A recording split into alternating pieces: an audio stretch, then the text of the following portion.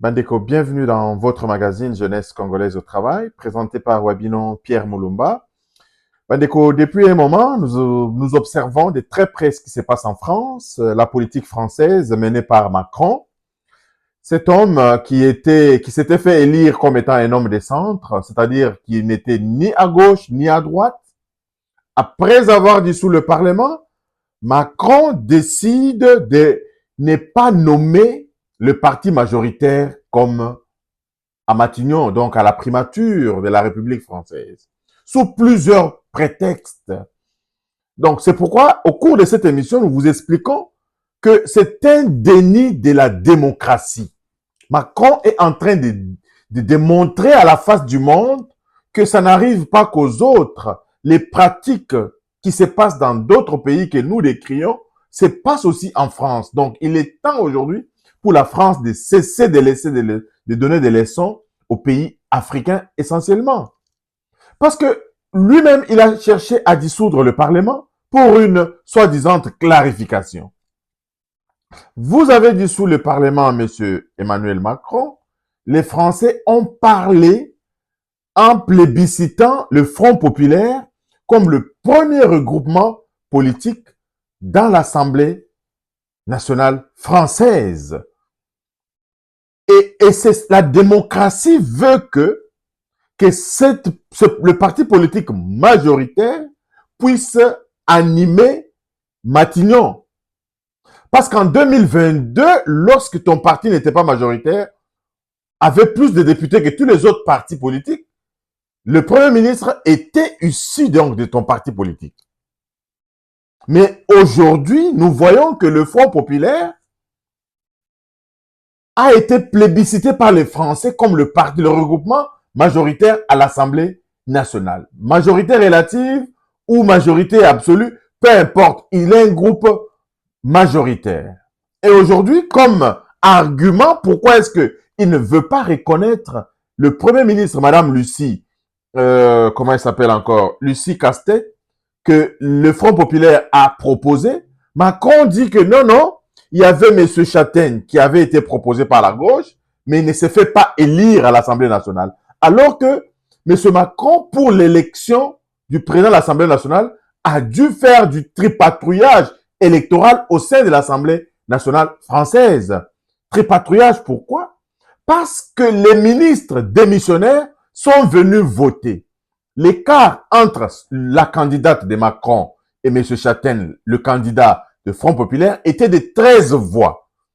Donc, logiquement, si ces 17 ministres démissionnaires n'étaient pas venus voter à l'Assemblée nationale, ça serait aujourd'hui M. Châtaigne qui serait le président de la République française. Donc, c'est pourquoi dans notre précédente émission, nous avons qualifié M.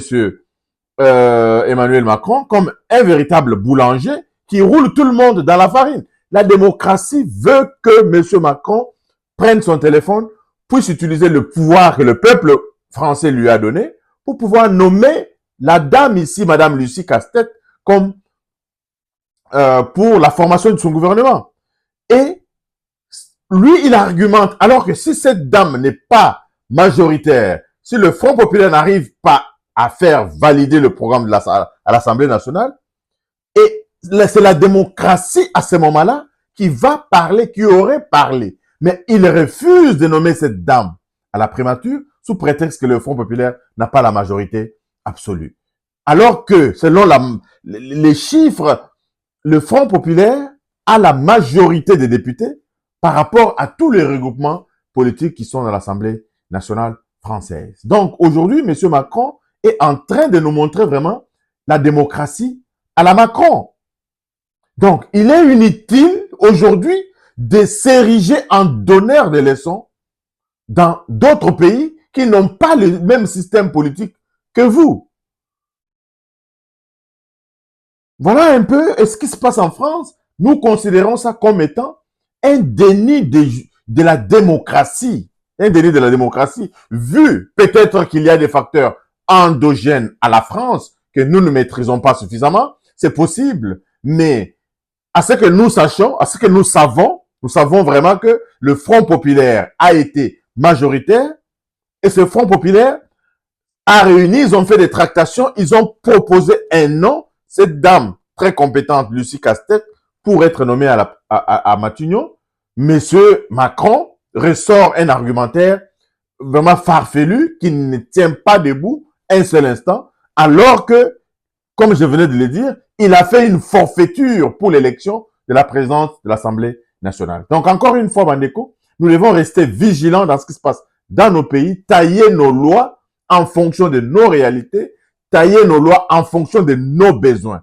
Et non pas copier ces choses ici, copier dans d'autres institutions, alors que nous sommes encore à 60 ans d'indépendance, nous sommes encore de rechercher les voies et moyens pour nous construire.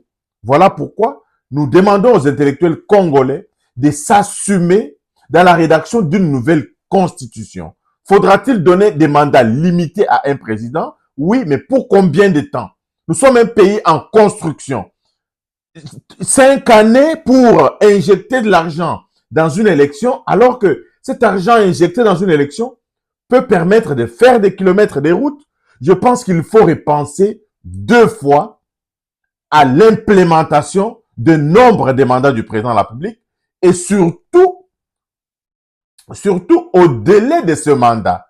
Quelqu'un qui vient pour travailler, le professeur Daouel, un intellectuel congolais, avait proposé un mandat de 10 ans pour un chef de l'État. De manière continue, il travaille pendant 10 ans, il implémente ses programmes et il travaille à tête reposée. Mais ce que nous voyons maintenant, c'est quoi? C'est que le président Félix-Antoine Tshisekedi va travailler pendant 5 ans, il lui reste 4 ans, il court derrière la montre et les programmes majeurs de reconstruction de notre pays ne peuvent pas se terminer en 4 ans. Et donc, si nous voulons vraiment que notre pays stagne, notre pays continue à patauger, gardons en place cette constitution.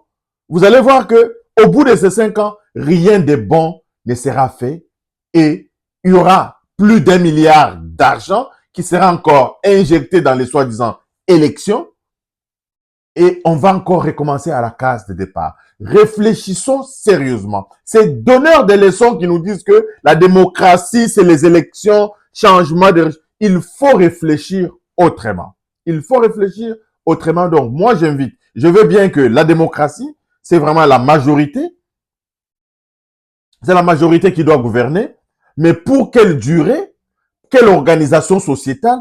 Toutes les sociétés ont leur organisation, le respect des cultures, le respect des us et coutumes de chaque culture et non s'ériger en donneur de leçons comme nous le voyons. Et pour terminer, je veux clôturer le dossier ici en parlant de cette histoire que je vois la plupart des autorités congolaises reçoivent les ambassadeurs, etc.